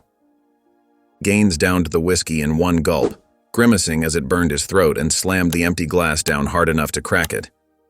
"We need to move Quinn. Now." His voice was sharp with desperation. "Get the transfer papers ready, make it look official. I want him on a bus to Stateville within the hour. No mistakes, understand?" Myers nodded curtly and hurried out while Gaines pulled out blank transfer forms from a locked cabinet. His pen scratched across the paper as he forged signatures and dates with practiced ease, manufacturing a paper trail that would justify moving such a dangerous inmate to maximum security. His breathing was ragged, fear and anger warring in his chest. In the prison infirmary, Elijah dozed fitfully on the thin mattress, his fever still raging. Sweat-soaked sheets twisted around his legs as he muttered in his delirium. The door burst open with a bang as 3 guards stormed in, their boots heavy on the linoleum floor, faces set with grim purpose. "Get up, Quinn, you're being transferred." Elijah's eyes flew open, glazed with fever but filled with sudden terror. Despite his weakness, he tried to push himself up on trembling arms. "No, wait. I have a court hearing. My lawyer is coming. You can't do this." The guards laughed, the cruel sound echoing off the sterile walls like a twisted chorus. "Not anymore," one sneered, grabbing Elijah's arm roughly enough to leave bruises. "Your vacation in the infirmary is over." "You can't do this." Elijah struggled against their grip, but the infection had left him too weak to resist effectively. His legs buckled as they dragged him down the corridor, his hospital gown offering little protection against the cold air. His bare feet left sweaty prints on the floor. They shoved him through the prison's back entrance where a white transport van waited in the shadows, its engine already running with an ominous rumble. Elijah's bare feet scraped against the rough concrete as they hauled him toward the vehicle, his skin breaking and leaving tiny smears of blood. "Please," he gasped, his vision blurring as black spots danced at the edges. "This isn't right. Someone help me." The guards ignored his desperate protests, throwing him into the back of the van like a sack of garbage. The metal floor was cold against his feverish skin, and he curled into himself, shivering violently. Meanwhile, Samuel Carter sat in his elegant office reviewing court documents when his phone buzzed urgently against the polished mahogany desk. Jamal Rivers' name flashed on the screen, making his heart skip a beat. "They're moving him right now." Jamal's voice was thick with panic and guilt. "It's not a transfer, it's a cover-up. Gaines is sending him to Stateville before the judge can rule. He knows we're onto him." Samuel's blood ran cold as ice flooded his veins. "Where are they taking him?" he demanded, already on his feet. "Through the south exit. They've got a transport van waiting. You've got maybe 15 minutes before they're gone. If they get him to Stateville..." Jamal's voice cracked with fear. Samuel grabbed his keys, already running for the door, his expensive leather shoes echoing in the hallway. He called Naomi while sprinting to the elevator, jabbing the button repeatedly. "Naomi! They're moving Elijah. Meet me at the prison's south entrance now. Gaines is trying to disappear him." "I'm 5 minutes away," she responded instantly, her voice sharp with determination. "I'll call Judge Martinez's office. Don't let that van leave." Samuel's tires squealed as he peeled out of the parking garage, his heart pounding against his ribs like a desperate prisoner. He pressed the accelerator harder, weaving through traffic with reckless precision, knowing that every second counted. His son's life depended on reaching that transport van before it disappeared into the system forever, taking with it any chance of proving Elijah's innocence. Inside the transport van, Elijah's heart hammered against his ribs as the vehicle swerved sharply, throwing him against the metal wall. His fever-clouded mind cleared enough to notice crucial details. No cameras mounted inside, no official paperwork visible, and 2 unfamiliar guards who kept glancing at him with cold smiles. The van's suspension creaked ominously with every bump, and the musty smell of old sweat and fear filled his nostrils. The handcuffs bit into his wrists as they bounced over another pothole, making him wince. "Where are you taking me?" Elijah's voice cracked, his throat dry from dehydration. Sweat trickled down his back despite the evening chill. His prison uniform clung uncomfortably to his skin, and he could feel his pulse racing in his temples. One of the guards turned, moonlight from the window casting harsh shadows across his face. His teeth gleamed in the darkness. Someplace quiet. His smirk sent ice through Elijah's veins. The other guard chuckled, a low, menacing sound that made Elijah's stomach clench with dread. On the highway, Samuel's BMW cut through traffic like a bullet, with Naomi's car close behind. Jamal Rivers was on speakerphone, directing them based on the transport van's likely route. The night traffic parted before them as Samuel weaved between lanes with desperate precision, his headlights reflecting off the rain-slicked pavement. "They just turned off Highway 41, Jamal's voice crackled through the speakers. "That road leads to the old Millbrook facility. It's been closed for years. There's nothing out there but woods and concrete. No cell towers, no security cameras, nothing." Samuel's knuckles whitened on the steering wheel, his jaw clenched tight. "Why would they take him there?" "Because it's isolated," Naomi cut in through the conference call, her voice tight with urgency. "No witnesses, no one to hear anything. We need to move faster." Jamal's voice shook. "I called the FBI. Agent Thompson is sending units, but they're 20 minutes out. They're mobilizing as fast as they can, getting tactical teams ready." "Elijah doesn't have 20 minutes, Samuel growled, pressing the accelerator harder. The engine roared in response, the speedometer climbing past 90. The transport van jolted to a stop on a dirt road, surrounded by dense woods and crumbling concrete walls of the abandoned prison. Weeds pushed through cracks in the pavement, and broken glass glittered in the moonlight like scattered diamonds. The guards yanked open the back doors, grabbing Elijah roughly by his arms, their fingers digging painfully into his flesh. "This is where it ends, Quinn," one guard snarled, dragging him out into the cold night air. His breath came out in white puffs of vapor, ghostly in the darkness. The smell of pine needles and decay filled the air. Despite his weakness, survival instinct kicked in. As the guard reached for his weapon, Elijah lunged forward, grabbing the baton from the man's belt. He swung it wildly, catching the guard in the jaw with a satisfying crack. The man stumbled backward, cursing and spitting blood. The second guard drew his gun, the metal gleaming dully in the moonlight. The shot exploded through the darkness, echoing off the old prison walls like thunder. Elijah dove behind the van as another shot rang out, feeling the bullet whistle past his ear, close enough that he felt the displacement of air. Headlights suddenly flooded the area as a black SUV roared toward them, kicking up gravel and dust in its wake.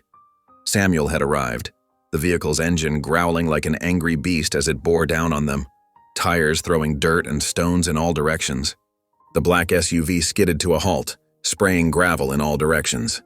Samuel burst out, his service weapon drawn and steady.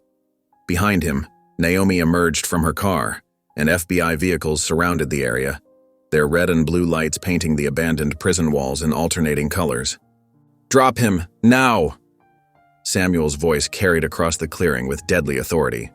His eyes locked onto the guard holding the gun, noting how the man's hand trembled slightly.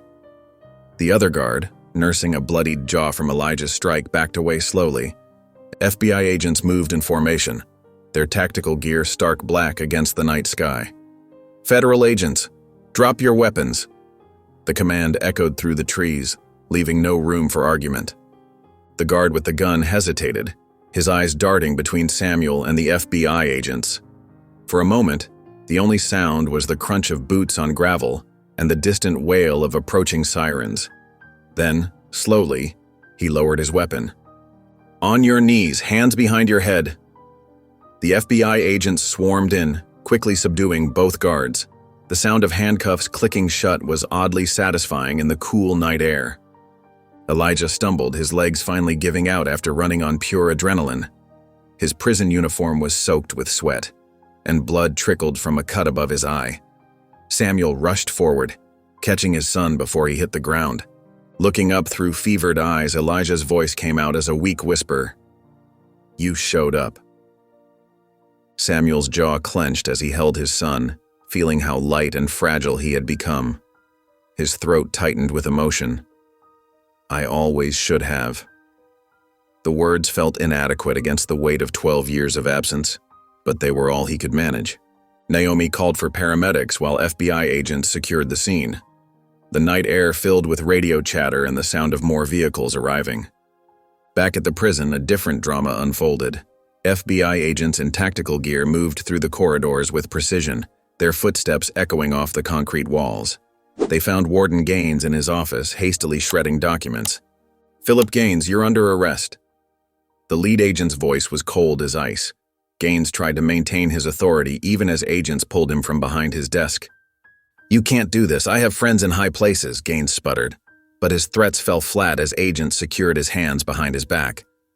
News vans were already gathering outside the prison gates.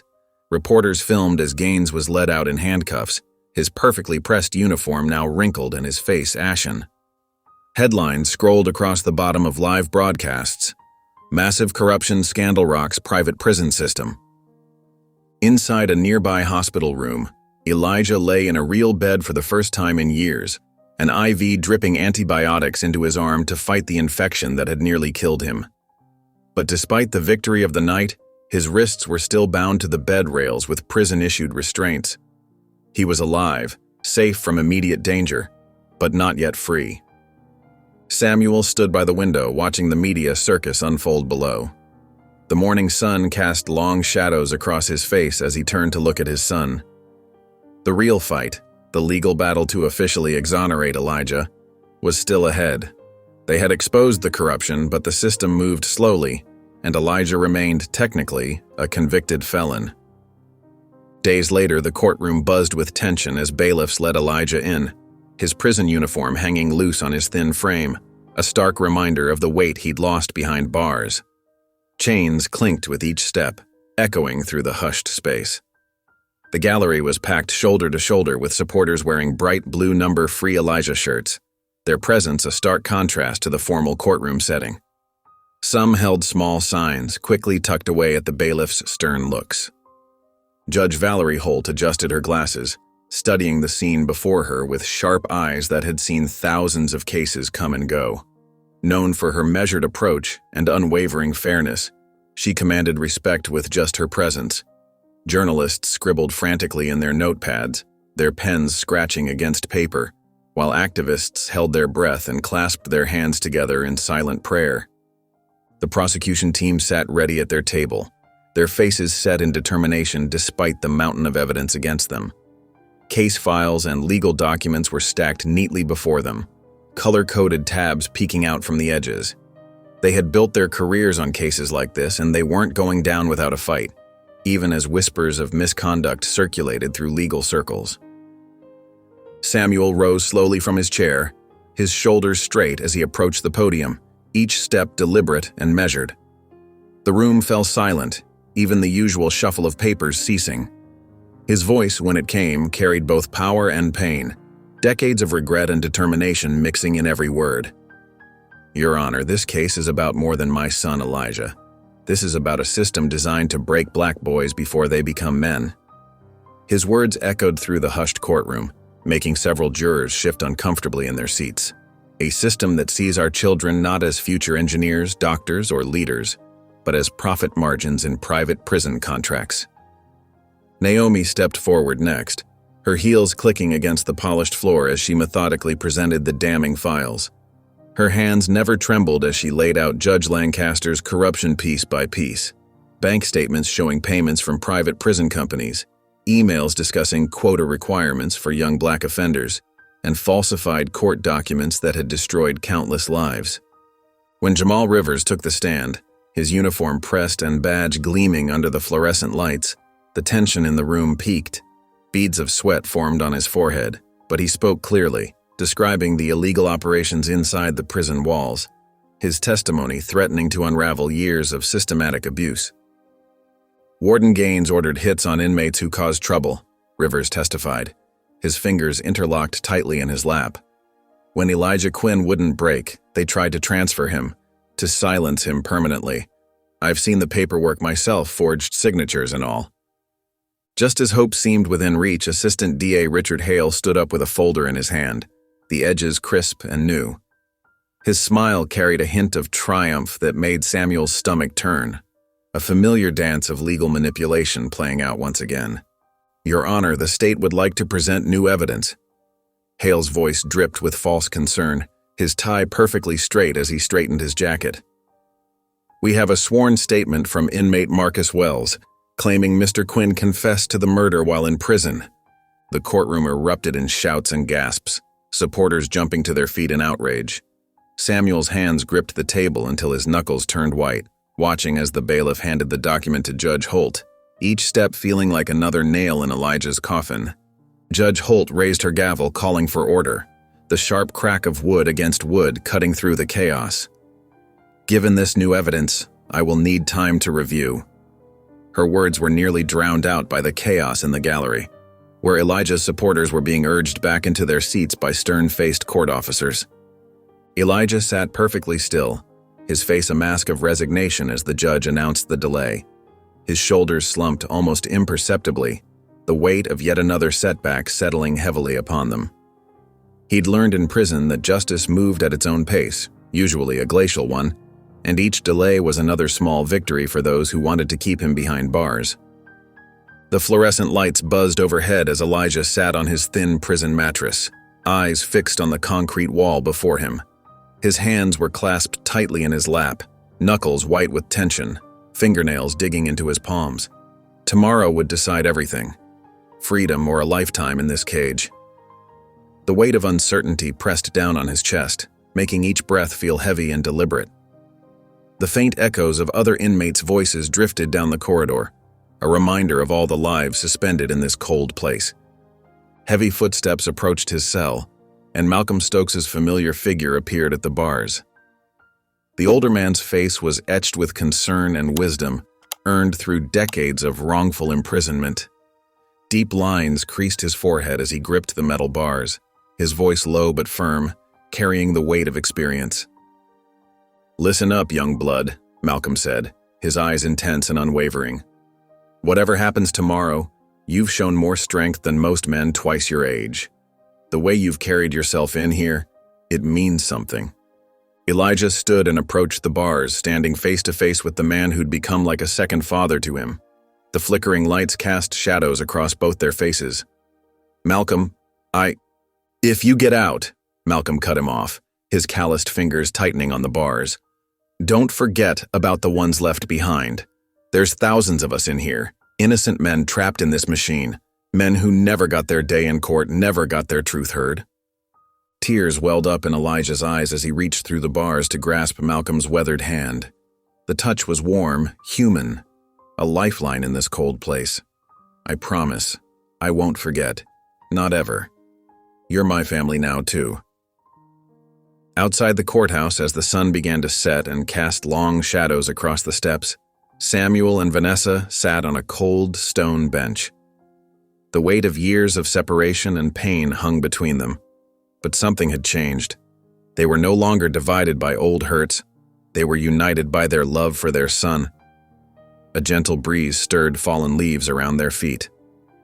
"I was wrong," Samuel said quietly, staring at his hands, noting how they'd aged since he'd last sat this close to her. "About everything. About leaving, about the system, about what justice really means.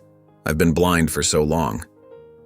Vanessa looked at him, her face softened by exhaustion and hope, the last rays of sunlight catching the silver strands in her hair.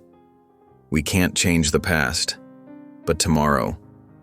Whatever happens tomorrow, we fight together," Samuel finished. His hand found hers, tentatively at first, then with certainty. For the first time in decades, their fingers intertwined, a silent promise sealed between them. The simple touch spoke of forgiveness, of new beginnings. Later that night, in a dimly lit parking garage that smelled of oil and concrete dust, Assistant DA Richard Hale paced nervously as he waited for Samuel. His footsteps echoed off the walls, matching his racing heartbeat. When Samuel appeared from the shadows, Hale's usual confident demeanor was gone, replaced by visible guilt and fear. His tie hung loose around his neck, his collar dampened with nervous sweat. "I can't sleep anymore," Hale confessed, his voice shaking, hands fidgeting with his suit jacket. "Every time I close my eyes, I see your son's face. I know he's innocent. I've always known. The nightmares won't stop." Samuel stood perfectly still, barely breathing, watching the man who had helped keep his son behind bars. Hale reached into his coat with trembling fingers and pulled out a small recorder, its red light blinking steadily in the darkness. Lancaster was stupid enough to brag about it, about how they framed Elijah, about the whole operation. Hale's hand trembled as he held out the device, his eyes darting nervously to the shadows. "Use this. Burn the system down. It's all here. Names, dates, everything. Every dirty deal, every fixed case." Samuel took the recorder, feeling its weight in his palm. So small, yet heavy with the power to change everything. Hale looked at him with desperate eyes, his facade of authority completely crumbled. "I was part of this, I helped build it, but your son..." Hale's voice cracked, raw with emotion. "He doesn't deserve what we did to him. None of them did. God help me. I've been part of destroying so many lives." The next day, the courtroom buzzed with tension as Samuel Carter stood, the small recorder held firmly in his hand. Cameras flashed, capturing every moment. The world watched through live streams and news feeds as he pressed play, and Judge Lancaster's gravelly voice filled the silent room. "Of course we framed the Quinn kid," Lancaster's recorded voice rang out, clear and damning. "We needed someone to take the fall for Cameron. These black boys, they're easy targets. No one questions it when they go away. Gasps rippled through the courtroom. Judge Holt's face darkened as Lancaster's confession continued, detailing the corruption, the payoffs, the systematic destruction of young black lives for profit. Elijah sat perfectly still, his hands clasped tightly in his lap, as his father's evidence stripped away the lies that had stolen 2 years of his life. The recording went on, revealing every dirty detail: the forced confession, the planted evidence, the witness intimidation. Assistant DA Richard Hale hung his head, unable to look at anyone. The prosecution team shuffled their papers uselessly, knowing they had no defense against the truth in Lancaster's own words. When the recording ended, silence gripped the courtroom. Judge Holt removed her glasses slowly, her expression grave as she studied the faces before her. Her eyes lingered on Elijah, seeing not a hardened criminal but a young man who had endured unimaginable injustice. "In light of this evidence," she began, her voice steady and clear, "and the overwhelming proof of judicial misconduct and corruption, this court hereby overturns the conviction of Elijah Quinn. He is to be released immediately." She paused, then added firmly, "He is free." The courtroom erupted. Cheers and sobs filled the air as 2 years of struggle finally ended. Vanessa collapsed into her seat, tears streaming down her face as she repeated, "Thank you, Jesus. Thank you, Jesus." Samuel gripped Elijah's shoulder, his own eyes wet with tears. "You're going home," Samuel whispered, his voice thick with emotion. Elijah couldn't move, couldn't speak. He sat frozen, his father's words echoing in his ears. Home. Free. The shackles were removed from his wrists and ankles, each clink of metal a confirmation of his freedom. Outside the courthouse, the sun felt different on his skin. Elijah emerged through the heavy doors, no longer in prison orange, but wearing a suit his mother had brought. The crowd that had gathered erupted in cheers. Signs reading "Justice for Elijah" and "Black Lives Matter" waved in the air. Cameras flashed. Reporters called his name. Vanessa and Samuel flanked him on either side as he descended the courthouse steps. Supporters pressed forward, reaching out to touch him, to congratulate him. Someone started chanting, "Free at last," and the crowd took up the cry. Elijah stopped halfway down the steps, overwhelmed by the moment. He looked up at the sky, so wide, so blue, so free. No bars, no walls, no limits. His mother squeezed his hand, and his father's steady presence at his other side anchored him to this new reality. The world stretched out before him, full of possibilities he'd thought were lost forever. He was free. 6 months after his release, Elijah Quinn stood at a podium in Georgetown Law School's largest lecture hall. His hands were steady now, his voice clear and strong as he addressed the sea of future lawyers before him. The room was packed, with students even sitting in the aisles to hear him speak. "The system isn't broken," Elijah said, his words cutting through the silence. "It's working exactly as it was designed to. It was built to swallow people who look like me." He clicked to the next slide, showing his mugshot next to his high school graduation photo. "I was 17, an honor student. I had never been in trouble. But none of that mattered because they needed someone to blame." The students scribbled notes frantically as Elijah detailed the machinery of wrongful convictions, the coerced confessions, the overworked public defenders, the racist judges, the profit-driven private prisons. His story wasn't just about injustice anymore. It was a roadmap for change. "You're going to be lawyers soon," he told them, his gaze sweeping across the room. "You'll have power. The question is, what will you do with it?" In a renovated warehouse office space downtown, Samuel Carter and Naomi Brooks sat across from Marcus Johnson, a tearful mother clutching her 14-year-old son's photo. The Quinn Initiative's first case had arrived. "They say my Tommy killed someone," Mrs. Johnson sobbed. "But he was at basketball practice. I have proof." Naomi took detailed notes while Samuel studied the case file. The parallels to Elijah's case were striking: a rushed investigation, a coerced confession, an all-white jury. The door opened, and Elijah walked in, now dressed in business casual instead of prison orange. "We'll take the case," Elijah said firmly, meeting Mrs. Johnson's eyes. and we won't stop until Tommy comes home." Samuel watched his son with pride. Elijah wasn't just surviving anymore. He was fighting back, turning his pain into purpose. The Quinn Initiative was more than a legal fund. It was a promise to every wrongfully convicted person, you are not alone. Later that evening, Samuel stood in the office doorway, watching Elijah pore over Tommy Johnson's case files. The sight of his son, free and determined to help others, filled him with a mixture of pride and lingering guilt. Elijah looked up, catching his father watching. "You were late," he said softly, standing up. "But you showed up." Samuel crossed the room and father and son embraced. No more walls between them. No more glass barriers or prison guards. Just two men, finally healing, finally whole. If you enjoyed the story of Elijah, I handpicked this next story that you will love. If you enjoyed the story of Elijah, I handpicked this next story that you will love. Please don't miss this one. Click here to watch it.